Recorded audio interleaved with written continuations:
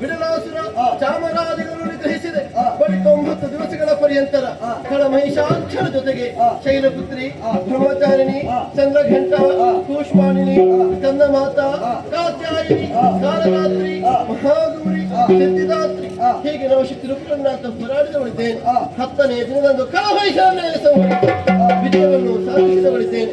ಮುಂದಕ್ಕೆ ಧರೆಯಲ್ಲಿ ಈ ಪವಿತ್ರವಾದ ದಿನಗಳನ್ನು ನವರಾತ್ರಿ ಹಾಗೂ ವಿಜಯದಶಮಿ ರೂಪದಲ್ಲಿ ಆಚರಿಸಿಕೊಂಡು ಬರಲಿ. ಸುರಪಾಲ ಯಾವ ಭಕ್ತರು ನನ್ನ ಶ್ರದ್ಧಾಭಾವದಿಂದ ನಟಿಸಿ ನನ್ನನ್ನೇ ಧ್ಯಾನಿಸುವುದಕ್ಕೆ ಮುಂದಾಗ್ತಾರೆ ಅವರೆಲ್ಲರ ಇಷ್ಟಾರ್ಥಗಳನ್ನು ಕಾಲಕಾಲಕ್ಕೆ ಒದಗಿಸಿಕೊಡುವುದಕ್ಕಿದ್ದೇವೆ. ಸುಲಭ ಭಯ ನಿನಗೆಲ್ಲ ಮುಂದಕ್ಕೆ ಸುರಲೋಕವನ್ನು ಸೇರಿ ಸಂತೋಷದಿಂದಲೇ ಮುಂದುವರಿ ಮಗನೇ. ತಾಯೇ, ಈಗ ಏನು ಕಳನ ಬಾಧೆ ದೂರವಾಯಿತು. ಮುಂದೆ ಎಲ್ಲಿಯಾದರೂ ಬಲಿಷ್ಠರು ಹುಟ್ಟಿಕೊಂಡು ಕಷ್ಟಾಂತ ಕೊಟ್ಟರೆ ಕಾಣುವ ಬಗೆ ಹೇಗೆ? ತುಹಿನಗಿರಿಯ ಪ್ರಾಂತ್ಯವನ್ನೇ ಬಂದು ನನ್ನನ್ನು ಎದುರಿಯುವ ವೇಳೆ ಅಭಯ ಪ್ರದಳಾಗಿ ರಕ್ಷಿಸುವುದಕ್ಕೆ ನಾನಿದ್ದೇನೆ ನಿರ್ಭಯ.